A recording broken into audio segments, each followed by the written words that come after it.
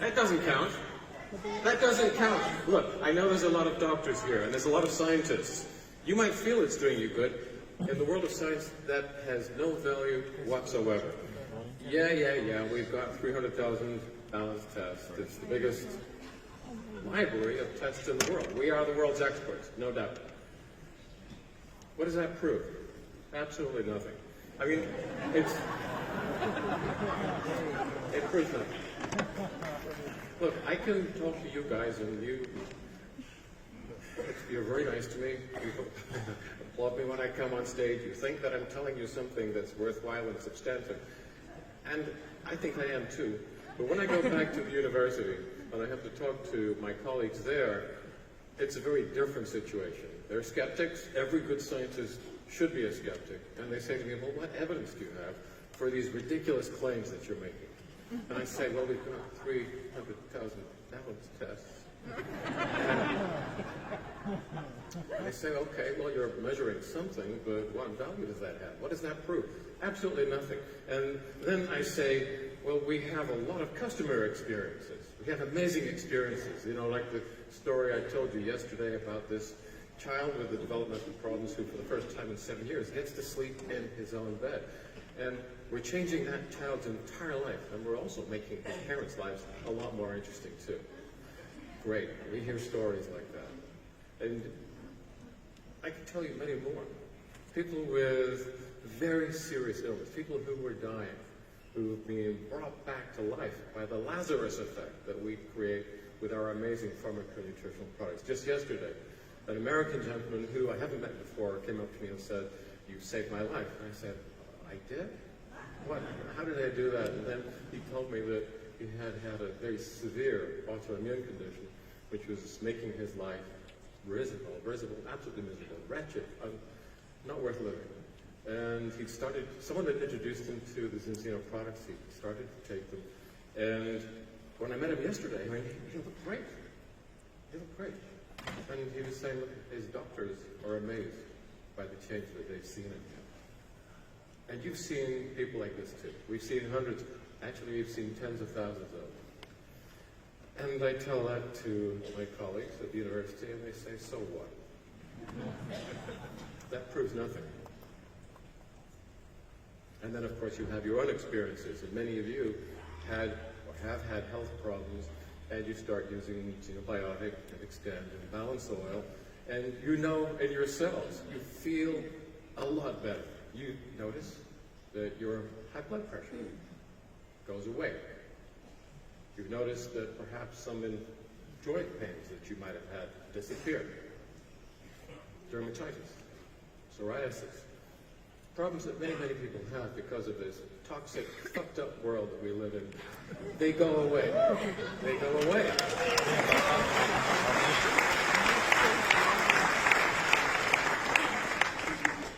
I'm sorry about the technical language. So your own experiences are absolutely convincing to you because you know how you used to be and you know how you are now. And I mentioned that sort of thing to my colleagues and they say, so what? None of this proves anything at all because although this data is real and it's highly meaningful to us and to the people whose lives we save, whose lives we improve, that does not qualify as scientific data. If you ask the clinical scientists what types of evidence would convince them, they will say, well, there is a hierarchy of different qualities of evidence. And, you know, for the doctors and the scientists here, you know all about this. This is the 𝘀𝘀 levels of evidence pyramid, and at its very base, those are the lowest levels of evidence. You have editorials and experts' opinion. Experts are at the bottom of the heap. Experts like me, we're not worth much. Above that, you have case series or case reports, and those are written up, detailed analysis of the customers, the patients that we see and that we treat. And we build up a repertoire of such cases, and we can arrange them in a systematic form, we can crunch the numbers. That is starting to become a little more valuable. Then you have case control studies and cohort studies that they show things like relative risk. Interesting, not great. Above that, now we're getting to the most meaningful layer of all. You have randomized clinical trials. That's the second from the top. And at this point, you're starting to generate information that clinical scientists and doctors will take very seriously. And then at the top of this pyramid, and not everybody would agree with this, you have these very large, sprawling studies, meta-analyses, where you take all the clinical trials, you add them all up together, and you see where you can find overwhelming trends that emerge from this body of data. Some people say this should be the top level. That's not always true. There are, in many cases, major problems with meta-analyses. They can be desperately flawed if they hoover up different kinds of studies which use different kinds of measures and make the assumption that all of them are saying the same thing. If you add up a lot of apples, oranges, and bananas and try and make sense out of that, it actually can lead you down the wrong path. So meta-analyses are not necessarily the top level. In many cases, it is the randomized clinical trial that is the best level of evidence. If we want to bring the medical profession on side, and we do, these are the people that we need to be working with. These are the people that we need to inform and to collaborate with and to help, and we want them to help us. We need to move from where we are now, which is really at a very low level indeed. Just the cases that we deal with personally in our daily lives and in our business. And what we have to do is to move up towards the top of this pyramid. I would say actually this is the top of the pyramid in many ways. We have to move to the level of randomized, prospective, placebo-controlled, double-blinded clinical trials.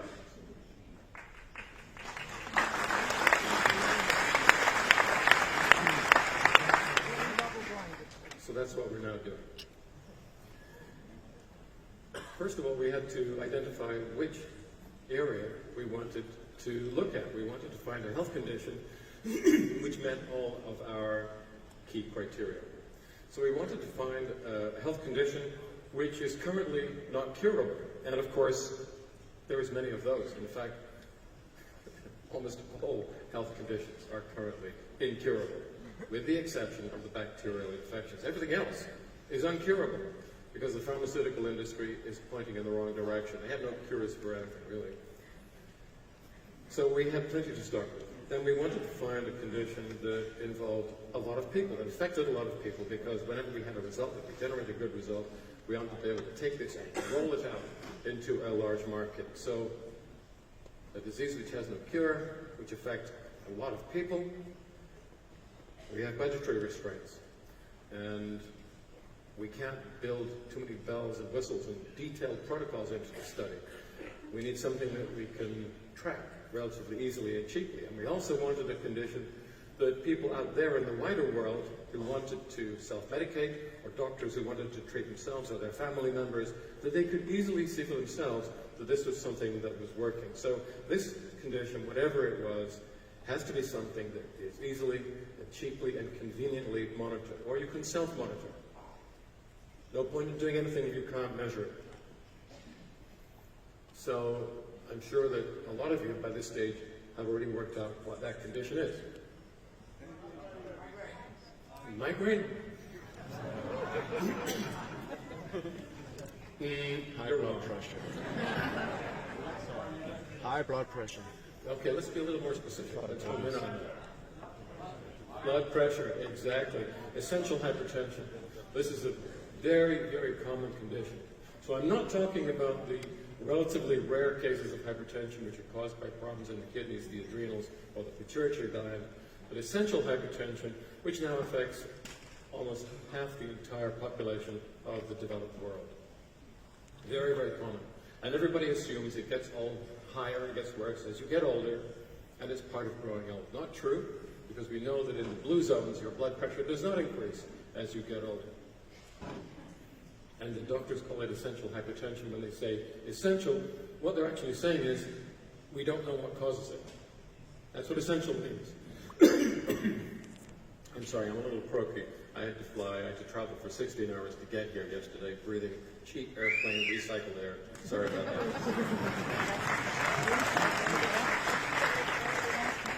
So essential hypertension, many of the doctors still feel, because this is what they're taught, it's just a condition that happens as you get older. Not true. What we now understand is that essential hypertension is caused by chronic inflammation affecting the arterioles, the resistance vessels, which, as all doctors know, increases TPR, total peripheral resistance. As your arteries constrict, the heart is pumping the same amount of blood through narrowed vessels, so the pressure goes up. And they treat it with a whole range of drugs, beta blockers, ACE inhibitors, calcium channel blockers, none of which are particularly effective, none of which cure the disease. But we know that it's in the majority of cases caused by chronic inflammatory stress, and we know how to cure that, don't we?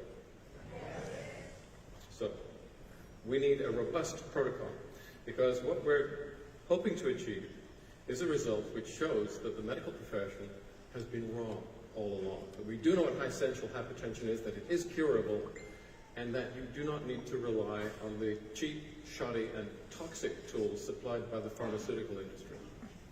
So we have to design a study which will withstand criticism from all sides, because we will be criticized. We're going up against the big guys now. We're declaring war.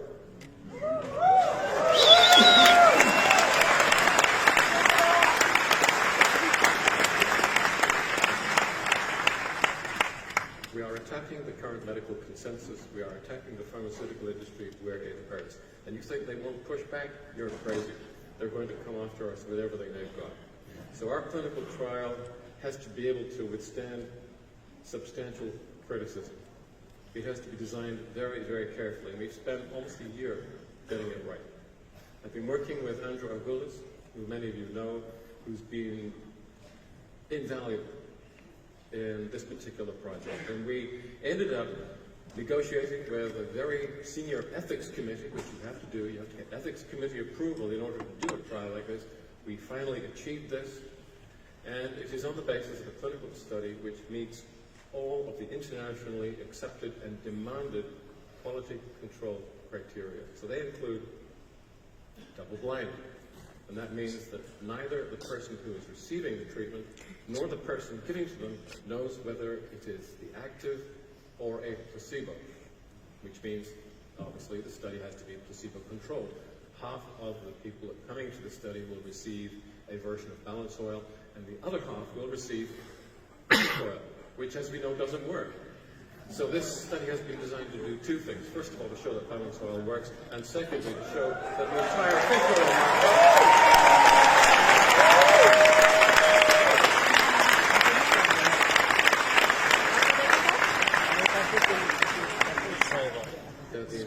oil market is bogus. So we're not really going to get pushback from the pharmaceutical industry.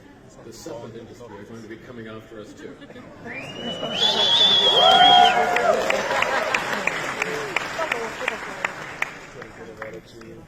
Yeah, it's like the Lord of the Rings.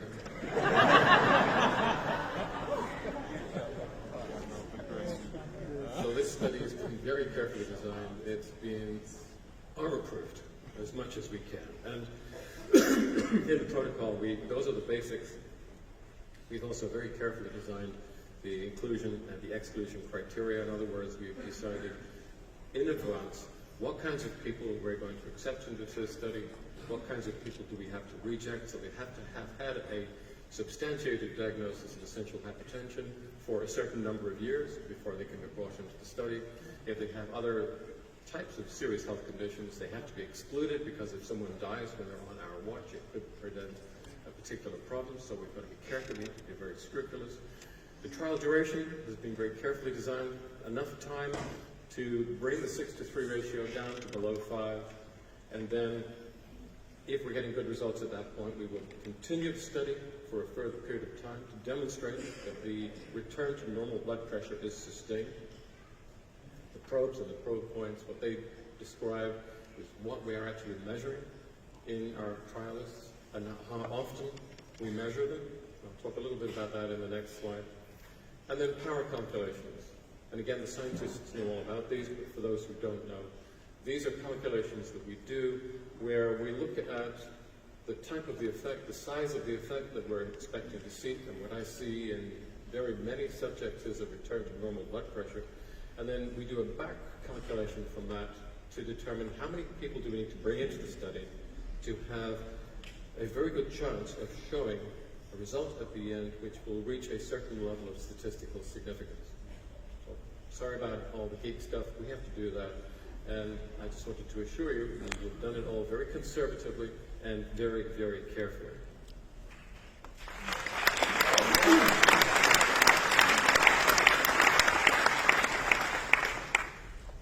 So as I said, we finally managed to get ethical committee approval. Thank you again to Andrew Ardoulis. We have a really an outstanding lead investigator.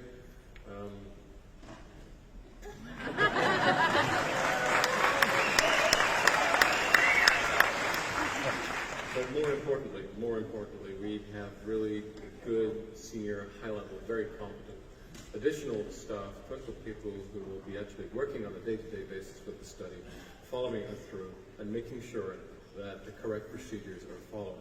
And then we have a proper paper trail so that later on, once the results are published and everybody starts coming to get us, we'll be able to say, we did everything right. We're not taking any chances.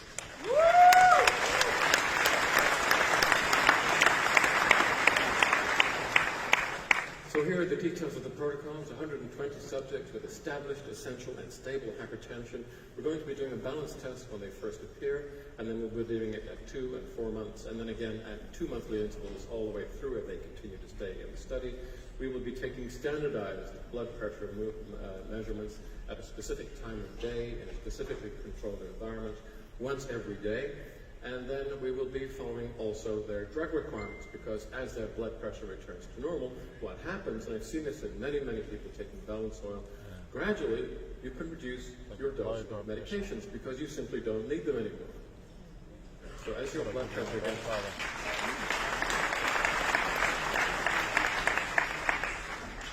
and really this is why the pharmaceutical industry hate us, because we're hitting them in the pocket. We're going to be taking your business away from you. That's what's happening here.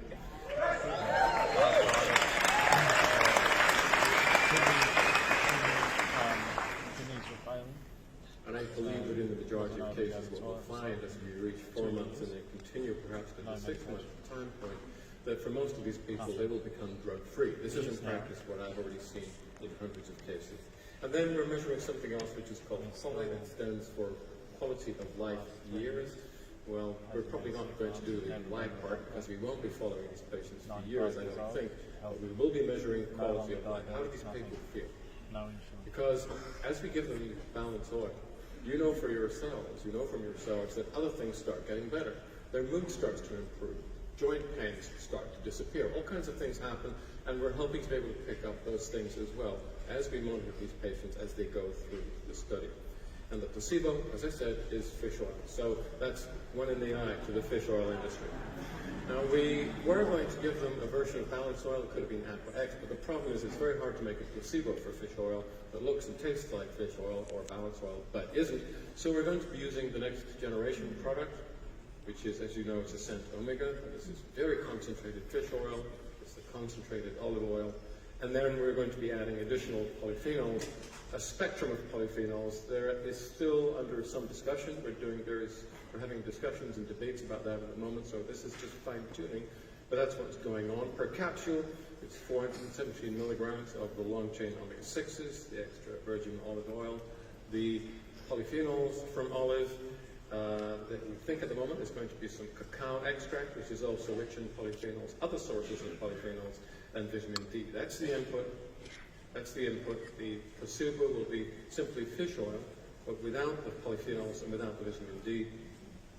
And at the final endpoint is, once we've studied the data, once we've tabulated everything, and we worked out what it means, we're going to publish in a high impact factor cardio journal, like the European Heart Journal, the 𝘾𝙀𝘎𝑃₰, one of the top journals, and I believe they're going to accept it because of the care that we've taken in designing the protocol, and because what we're doing is really very revolutionary indeed.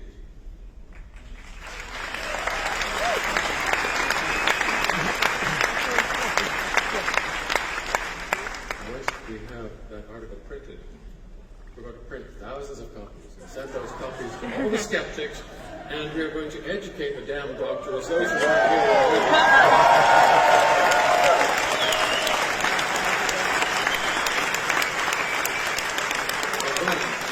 That is really going to, I believe, take ZINZINO to the next level. The next level, which is where we should be and where we have always been aiming to be in this environment, which at the moment, this health space is dominated by the pharmaceutical industry, the doctors, the food industry, and to a limited extent by the supplement companies. Now, all of those interactions are pretty negative. Food makes you sick. The pharmaceutical industry treats the symptoms of the disease caused by the diet, but it doesn't do anything else. That's a kind of very unhealthy, negative alliance. The supplement industry tries to make up what the food industry lacks, but makes a complete hash of it. Their formulations are junk. The pharmaceutical industry doesn't even care about supplements because they know they don't work, because they dominate the medical profession. They determine, to a large extent, the teaching courses at universities where medical students are educated, and they dominate post-qualification education. Most doctors never get to learn anything about food or nutrition. They just get told how to prescribe pharmaceuticals. That's how it used to be, and this is where we're going.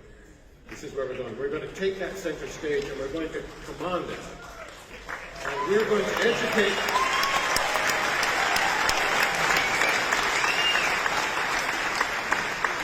We're going to educate the doctors, and we're going to put a lot of them out of work. We're going to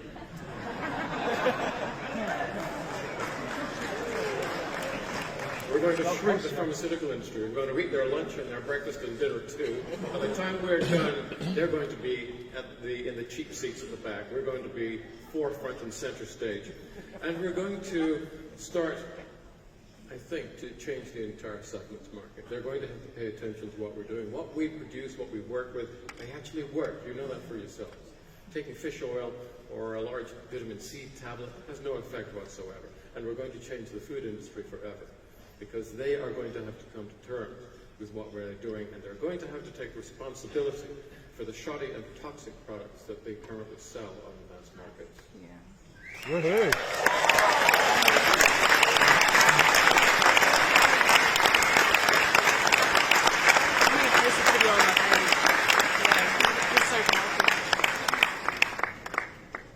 I think everything's going to change. I think that we have the ideas and the tools to do it, and with you, we have the muscle. I'm so glad that I had this opportunity of working with you. Thank you for everything that you do. Thank you.